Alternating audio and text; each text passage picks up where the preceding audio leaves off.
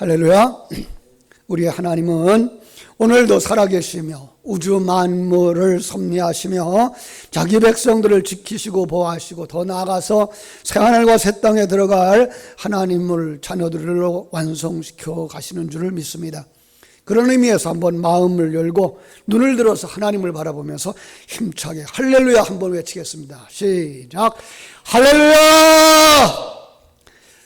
지난 한 주일 우리는 현실, 정말 어둡고 전염병이 확산되고 있는 현실 속에서 기적이 일어났으면 하는 간절한 소망을 가지고 살았습니다.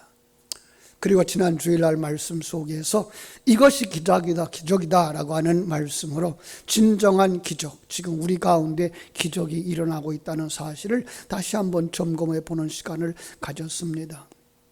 그리고 그 기적이 내 안에서 일어나기를 간절히 소망할 때 말씀은 하나님의 어린 양을 바라보고 따라가라 말씀하셨고, 그 말씀을 듣고 마음으로 결단을 했습니다. 우리도 주님을 따라가는 두 제자처럼 주님을 따라가자, 주님과 함께 하자. 그것은 진리의 말씀을 내 중심에 받아들이는 것이고 하나님의 생명을 내 생명으로 삼는 것이다. 그러면 내 안에 기적이 일어난다. 자, 오늘 말씀은 그 말씀에 이어서 그 기적은 어떤 기적을 말하는 거죠? 우리가 하나님의 자녀 되는 건데 오늘 말씀 제목 그대로 하나님의 형상대로 창조되는 것이다. 예, 그렇습니다. 하나님은 하나님의 백성들을 하나님의 형상대로 완성시켜서 새하늘과 새 땅에 들어가게 하시는 이 기적을 이 시간과 공간 세계에서 우리에게 허락하여 주시고, 그리고 우리를 그렇게 만들어 가고 계시다는 사실입니다. 중세시대에 기독교가 이 유럽의 곳곳에 영향을 끼칠 때 그 지역의 사람들은 하나님의 말씀으로 충만했고, 사람들은 하나님의 섭리하는 세계, 하나님의 경륜하는 가운데에 하나님의 인도하시는 대로 하나님이 허락한 신분을 가지고 만족하며 완성의 때를 바라보며 충성하고 순종하며 살았습니다. 그런데 그러한 시간도 길지 못했습니다. 에덴 동산에 그 사단이 들어와서 아담과 하와를 유혹하듯이 사람들 속에 이제 그 사단의 영이 들어오면서 불만을 가진 사람들이 생겨나기 시작했고, 그리고 인권이라고 하는 그 주장하기 시작했어요. 소위 문화혁명이 일어났고요. 그러면서 그들은 생각해낸 것이 뭔가 하면 하나님의 영향이 미치지 않는 곳은 없을까? 인간의 존재를 그래서 이제 하나님의 영향권에서 벗어난 스스로 탄생했다, 우연히 발생됐다, 이렇게 이제 만들어가기 시작했죠. 그래서 우연적이다, 아주 오랜 기간을 거쳐서 자연 발생적이다, 이 가상소설을 쓰기 시작했던 것입니다. 그것을 정리한 사람, 우리가 잘 아는 찰스 다윈이죠. 그리고 그걸 갖다가 이제 진화론이라고 하는 논리로 쓰고 있습니다. 많은 크리스찬 학자들이 그가 주장했던 이론이 얼마나 가설적인가를 증명하려고 노력하지만, 그러나 사단은 그 줄기를 놓치지 아니하고 지금도 세상 곳곳에서 학교에서 어린아이 때부터 이 진화론을 가르치고 있어서 참 안타깝습니다. 학자들은 이렇게 얘기를 합니다. 어떤 사람이 손에 이렇게 시계를 하나 들고 나와서 말합니다. 나 어제 바닷가를 거닐다가 이 시계를 하나 발견했어. 이 시계는 수천 년의 시간이 걸려서 유리가 만들어졌고, 수만 년의 시간을 거쳐서 시침이 생기고 분침이 생기고 조침이 생겼어. 그리고 수십만 년의 시간이 걸려서 이 톱니바퀴들이 만들어졌고, 그게 제자리에 들어가 맞아서 이렇게 정확하게 시간을 맞추는 명품 시계가 되었어. 여러분, 그렇게 말한다면 여러분 뭐라 그랬겠어요? 누가 믿겠어요? 그렇죠? 이제 그러면서 이제 과학자들이 말하는 거예요. 사람은 이 시계에 비하면 그보다 얼마나 정교하고 얼마나 복잡하고 얼마나 놀라운 기능을 가졌는데, 이런 사람이 우연히 만들어졌다, 아니 이 시계는 우연히 만들어졌다 그러면 믿지 못하는 사람들이 사람은 우연히 만들어졌다고 하는 걸 그걸 어떻게 믿겠다고 그것이 옳다라고 주장하며 살아가느냐라고. 옳습니다. 참으로 하나님이 만들어 놓은 것을 배제하고 우연이라고 하는 이런 가상소설 속에서 사람들은 그게 믿도록 만들어져 가는 것이 세상이고 이 사단의 공작인 것을 알 수가 있습니다. 조금 더 과학적으로 접근하는 분들은 이렇게 설명을 합니다. 제가 그 문서를 인용을 할게요. 다윈의 진화론은 1859년 영국에서 출판되었고 멘델의 유전의 법칙은 1865년, 그러니까 그거보다 한 6년 후에 체코에서 발표되었습니다. 그런데 이 유전의 법칙은 50년이라고 하는 세월토록 세상에 알려지지 않았고 무시되었습니다. 그 50년 동안 진화론은 유럽과 세계에 확산되었다고. 학자들에 의하면 만일 유전의 법칙과 진화론이 같은 시기에만 발생되었더라도 진화론으로 말미암아 오는 수많은 억측과 과장들은 없었을 것이고 진화론은 즉각 폐기되었을 것이다. 이렇게 발표를 합니다. 왜냐하면 유전인자는 바뀌지 않는다는 걸 안다는 거죠. 물고기는 물고기고 원숭이는 원숭이고 사람과 원숭이의 유전자는 전혀 다르다는 이야기를 하고 있는 거죠. 그러고 보니까 불신의 사람들은 또 어리둥절하고 있습니다. 아니 그렇게 우연히 발생한 것도 아니라면 나는 도대체 어디서 왔는가? 왜 왔는가? 그리고 이 세상을 떠나는 것이 끝인가? 아니면 다음 세계가 있는 것인가? 그런데 이 세상에서는 그 누구도 대답을 주지 못하고 있습니다. 그러나 거듭난 사람들은 확실하게 알고 있습니다. 하나님이 창조하셨습니다. 더 정확하게 말한다면 하나님은 지금도 창조하고 계시는 것입니다. 이 창조 사역을 위하여 전지전능하신 하나님이 계획을 가지셨고 그 계획을 통하여서 자기 백성들을 천국에 들어가서 영원히 함께 살 자기 백성들을 하나님의 형상대로 만들고 계시다는 것입니다. 우리는 이것을 믿는 사람입니다. 우리는 그래서 기대를 가지고 살아갑니다. 그래서 오늘 말씀 제목 하나님의 형상대로 창조되는 나를 묵상하려고 합니다. 우리는 지금 요한복음 1장을 가지고 창세기 1장을 풀어가고 있습니다. 그 속에 나는 어느 자리에 있는가를 묵상함으로써 요한복음 1장이나 창세기 1장이 다른 사람의 이야기가 아니고 아주 먼 옛날의 이야기가 아니라 지금 나를 향한 하나님의 계획이며 나를 창조하시는 하나님의 일하심이며 이것을 알죠. 그렇죠? 그래서 소망 가운데 눈을 들어 하나님을 바라보게 하는 지침서라는 것을 깨닫고 믿고 그리고 사랑하는 마음으로 성경을 대하도록 하시는 것을 알게 되었습니다. 그렇습니다. 하나님의 성경을 통해서 우리에게 보여주시는 귀한 진리, 그 첫째 대지, 저는 하나님이 아들을 만드시는 하나님 이렇게 잡았습니다. 그렇습니다. 성경을 통해서 우리에게 보여주는 하나님의 큰 계획, 그것은 천국에서 영원히 함께 살 하나님의 백성들을 만들고 계시는 하나님을 보여주고 있는 것입니다. 창세기 1장에서는 그 이야기를 하나님이 만들어 놓으신 엿새 동안의 날짜에다가 담아주셨다 그랬습니다. 그 엿새라고 하는 날짜를 또 둘로 나누는데요. 위에서 말하는 이제 우리가 앞서서 생각했던 첫째 날, 둘째 날, 셋째 날이고요. 이것을 울타리로 삼아서, 이것을 밑그림으로 삼아서 넷째 날, 다섯째 날, 여섯째 날은 바로 거기에 필요한 것들을 채우시는 그런 그림입니다. 여러분 기억하십니까? 첫째 날 하나님이 뭘 창조하셨는지? 태초에 하나님이 천지를 창조하시니라. 이 한마디 속에 하늘과 땅을 창조했죠. 그죠? 하늘과 땅을 만드셨어요.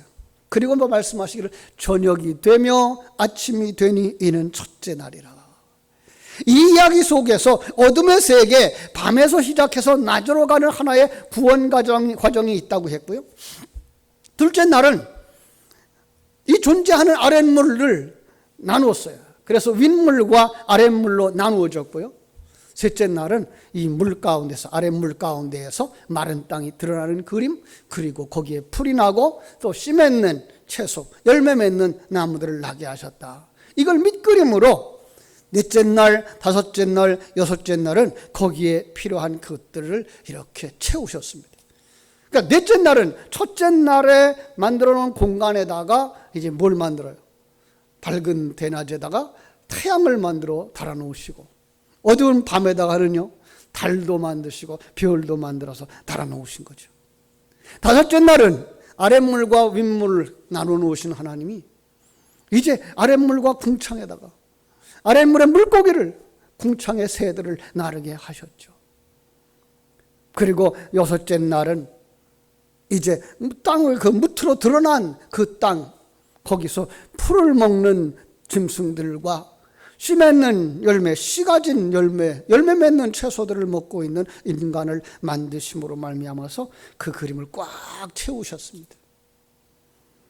자, 이처럼 우리가 알고 있는 천지 만물은 모든 것이 하나님이 창조하셨는데, 이렇게 바탕 그림과 그 바탕에 어울린 것들을 만드심으로 말미암아 우리가 지금 보고 있는 이 세상 만물이 다 존재하게 되었다라는 것입니다. 여기서 하나님이 우리에게 보여주시는 건 무엇입니까? 하나님이 창조하셨다. 우연히 발생된 거 아니야. 하나님이 창조하셨다. 우리 한번 외쳐보십시다. 천지 만물은 하나님이 창조하셨다. 믿으시면 아멘 하십시다. 아멘. 그런데 오늘 요한복음을 기록한 사도 요한은 창세기 속의 이 엿새의 창조는, 그것은 바로 천지 만물을 존재케 하신 그것만 보여주는 것이 아니라 그 존재하는 만물을 통하여서 누구예요? 자기 백성을 만드시는 하나님의 일하심을 보여주고 있는 거야 라고 설명하고 있는 것입니다. 그동안 우리가 창세기를 읽으면서 하나님이 이렇게 천지 만물을 만드셨구나, 진화론은 가상소설이야, 그리고 하나님이 천지 만물을 만드신 거야, 이것이 신앙이야 라고 했습니다. 그런데 성경은 한 권의 책이죠. 왜? 하나님은 이렇게 66번을 한 달을 묶어 놓으시고 하나로 연결시켰어요. 그리고 이걸 이제 성경에 오류가 없는 책이야 라는 사실을 아는 학자들은 이 성경을 하나로 꿰뚫어 보기 시작했죠. 그걸 성경신학이라고 말했고, 그 성경신학을 가르치고자 하는 사람들이 맞아, 하나님의 창조, 창세기부터 요한계시록까지의 진리는 하나님이 자기 백성, 하나님의 형상대로 자기의 백성들을 만드시는 데 있구나를 알게 되어진 거예요. 그리고 보니까 하나님이 만든 인간, 정말로 성경이 말하는 하나님의 형상대로 창조한 그 하나님의 아들의 모습이 무엇일까 찾아보게 되었던 것입니다. 그런데 그 답은 인간이 찾는다고 찾을 수 있는 것이 아니더라는 거예요. 왜 그렇죠? 1차적으로 만들어진 인간들이라고 하는 존재는 미완성이기 때문에 그렇습니다. 2차적으로 그것은 바로 영적인 것이기 때문에 그렇습니다. 그렇죠. 하나님이 에덴 동산을 만들어 놓은 인간이 완전한 존재였다면 타락하지 않았겠죠. 완전한 존재라면 시간과 공간 세계를 거칠 필요가 없이 천국에 그냥 들어가서 살았겠죠. 그런데 이 땅에 존재하는 아담과 하와가 타락했고, 이 땅에 살고 있는 우리도 이 사실을 깨달아 알지 못하니 그저 이 세상이 전부인 줄 알고, 보이는 것이 전부인 줄 알고, 참으로 천국이 그렇게 좋다고 말해도 천국에 가려고 준비하지 아니하고 그래도 이 세상에서 사는 게 낫지라고 생각하는 세상적인 가치관을 그대로 가지고 살더라는 거죠. 하나님의 계획을 알지도 못하고, 하나님이 지금 우리와 함께하고 있는 것도 누리지 못하고, 그러니까 하나님이 원하시는 그 주님과 함께 손잡고 완성의 길로 가는 것도 알지 못했던 것이죠. 그런데 여러분과 저는 어떻게 이것을 알게 됐습니까? 하나님의 은혜죠. 하나님이 베푸신 기적이죠. 그런데 그 기적을 베푸는데도 과정이 있더라는 거예요. 먼저 본 사람들이, 먼저 이 깊은 진리를 깨달아 아는 사람들이 증인이 되어서 그들의 증언을 통해서, 그리고 성령의 역사를 통해서 그게 가능하여지더라는 걸 오늘 본문이 보여주고 있는 것입니다. 우리들은 지난주에도 먼저 본 사람, 자기의 두 제자를 예수님께로 보내는 모습을 보았습니다. 세례 요한이 이제 예수님에게로 두 제자를 보냈죠. 그죠?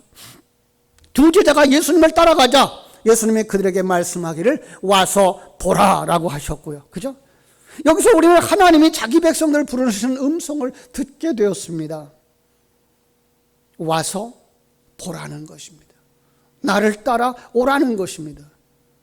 그래서 이 사실을 한번 복음서에서 얼마나 기록했는가 찾아봤어요.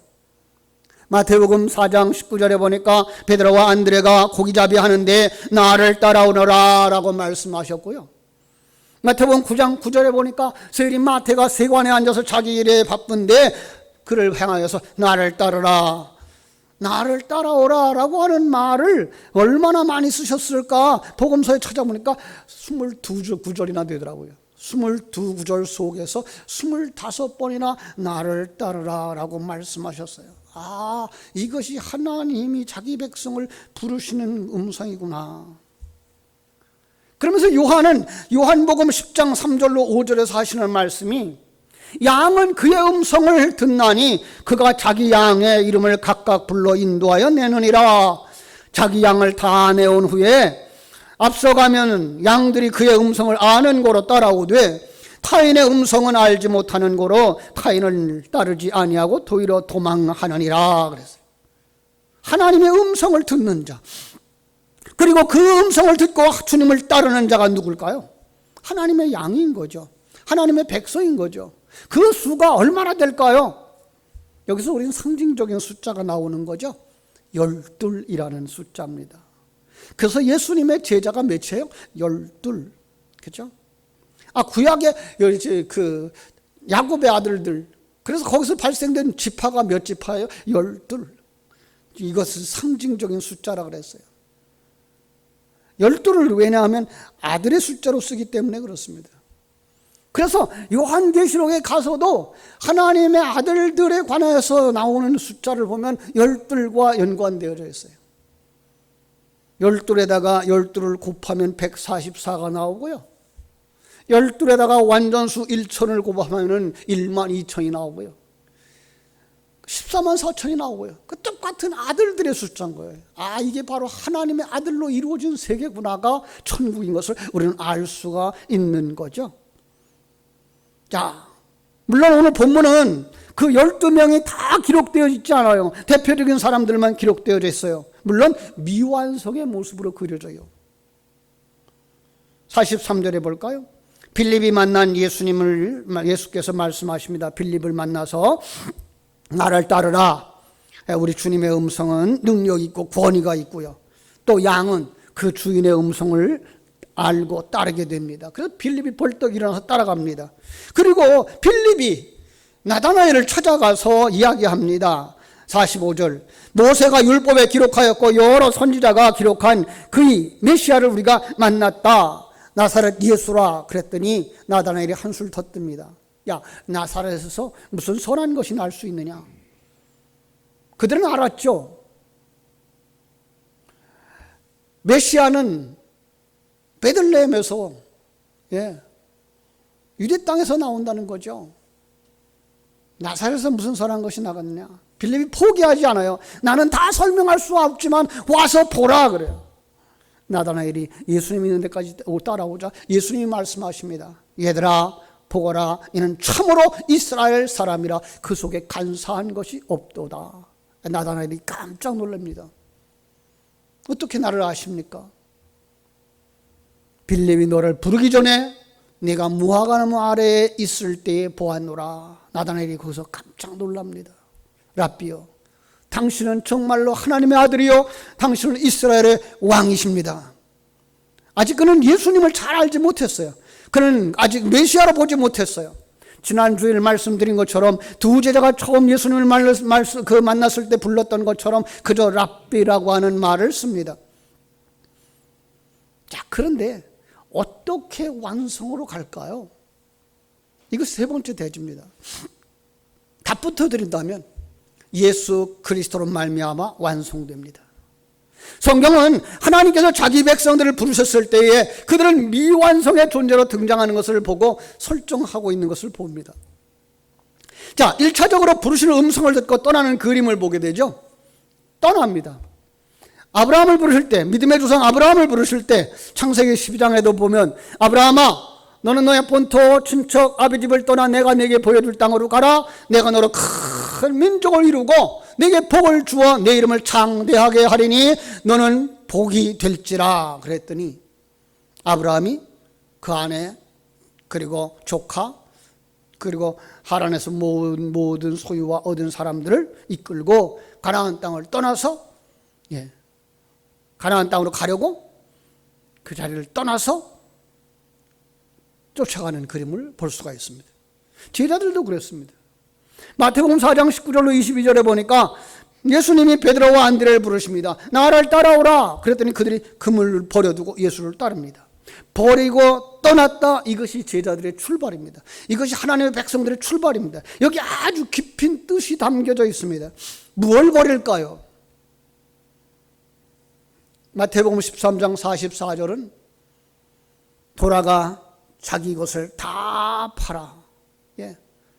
이제까지 자기 건 줄 알았던 것을 다 하나님의 것으로 인정하는 바로 그 과정인데 이걸 뭐라 그래요? 세상적인 가치관, 옛사람의 사상, 경쟁 구조 이거 버리는 것부터 시작된다는 거야. 이게 새 사람의 시작입니다.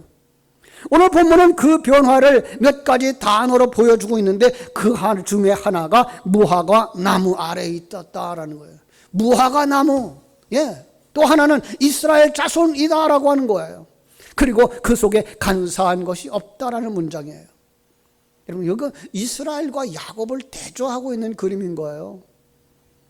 그는 이전에 무화과 나무 아래 이 휘포예요. 무화과에 의해서 존재하는 자라는 뜻이죠. 무화과 나무에 의해서 자기를 드러내는 자, 마치 옛사람의 속성으로 가득 찬 자였다는 거죠. 그가 뭐예요? 간사한 자예요. 속이는 자예요. 교활한 자예요. 이게 야곱의 옛 모습 아닙니까? 야곱이라고 하는 이름 아닙니까? 그런데 지금은 이스라엘 자손, 이스라엘이 되었다라는 거예요. 어쩐 일입니까? 우리가 잘 아는 것처럼 야곱이 야복강까지 이끌려 와서 밤새 천사와 씨름하고 천사가 그의 환도뼈를 쳐서 지팡이를 의지하는 자 만든 후에 그에게 붙여준 이름이 이스라엘이었습니다. 너는 이제부터는 야곱이 아니라 이스라엘이라고 선언했던 그 말씀을 지금 나다나엘에게 주는 것입니다. 예수 안에 있을 때 거듭나며 성숙을 위하여 출발하게 되는 것을 가르쳐 주시는 것입니다. 그러자 나다나엘이 고백을 합니다. 당신은 하나님의 아들이요 당신은 이스라엘의 왕이십니다. 왕이라면 자기는 누구라는 거예요? 종이라는 거예요. 이제까지는 내가 왕으로 살았어요. 무화과 나무 아래에 있을 때는 내가 왕이었어요. 그런데 이제는 당신이 왕인 것을 내가 알았습니다. 나는 그저 종일 뿐입니다로 내려가는 거예요. 그랬더니 주님이 말씀하십니다. 50절. 내가 너를 무화과 나무 아래에서 보았다 함으로 믿느냐? 이보다 더 큰 일을 보리라. 더 큰 일 뭘까요? 역사입니다. 성경이 말하는 것은요, 더 큰 일이라고 말하면 예수님께서 그렇게 말씀하셨어요. 제자들에게. 그래서 많은 사람들은 그걸 예수님보다 더 큰 일, 더 큰 법위로 다니면서 복음 전하는 것 이렇게 해석합니다만은 아니요, 구원의 역사를 보는 거예요.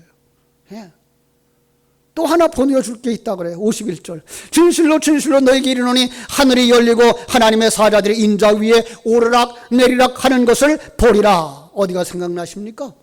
역시 야곱이죠. 돌베개 자고 잠을 자다가 꿈을 통해서 계시해 주시는 하나님의 계획을 본 거죠. 그의 생애 속에서 이 꿈이 이루어져 온전한 하나님의 아들이 되듯이 나다나엘에게 그리고 이 말씀을 아멘으로 받는 우리에게 비전으로 주시는 말씀인 줄로 믿습니다. 사랑하는 여러분, 우리가 예수 안에 있을 때에만 우리는 큰 일을, 더 큰 일을 보게 되는 줄로 믿습니다. 예수 안에 있을 때 우리는 하늘이 열리는 것을 보게 될 것이고 하나님의 사자들이, 하나님의 사람들이 예수를 통해서 오르락 내리락 하는 것을 보게 되는 줄로 믿습니다. 그러면 우리는 그 과정을 통해서 정말로 하나님의 형상으로 완성될 것입니다. 여러분, 하나님의 형상은 무엇일까요? 많은 이론들이 있습니다. 저는 그저 아주 쉬운 얘기를 하죠. 장갑은 어떤 형상으로 만들어지죠? 예, 손의 형상으로 만들어지죠. 그런데 장갑이 장갑의 역할을 제대로 하려고 그러면 손이 그 장갑 속에 들어가 있을 때의 장갑은 제 모양이 나는 거예요. 이게 우리라는 거죠.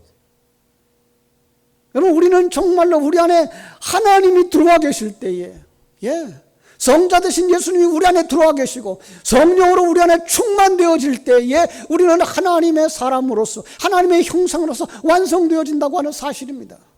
우리 속에 그 어떤 것이라도 우리를 내가 가지고서 있다면 우리는 정말로 내 안에 하나님으로 충만할 수 없고 성령으로 충만할 수 없어 온전한 하나님의 형상으로 되어지지 못합니다. 순도 100%의 은으로도 만들어지지 못하는 것입니다. 그래서 시간과 과정을 거쳐서 하나님은 우리를 하시고 또다시 연단하시고 그 과정을 거쳐서 온전한 하나님의 형상으로 정말 천국에 들어가도 한 점 흠도 티도 없는 하나님의 자녀들로 만들어 주시는 줄로 믿습니다. 그 과정 속에 우리가 있음을 바라다 볼 때 우리는 어떻게 살아야 될까요? 정말로 주님의 말씀을 붙잡고 주님이 부르시는 그 음성을 따라 한 걸음 한 걸음 주님과 함께 그 길을 걸어가야 할 줄로 믿습니다. 더 나아가서 우리 심령 속에 하나님의 생명으로 충만되어지고 진리로 충만되어지기를 위해서 우리는 기도하면서 되새김질 하면서 하나님 앞에 나아가는 여러분들이 되셔야 할 줄로 믿습니다. 눈을 들어 하나님을 바라보고 주님과 손잡고 천성을 향해 달려갈 때 결코 뒤돌아보지 않는 복된 성도들 다 되시기를 주님의 이름으로 축원합니다. 기도하겠습니다. 아버지 우리 하나님, 크신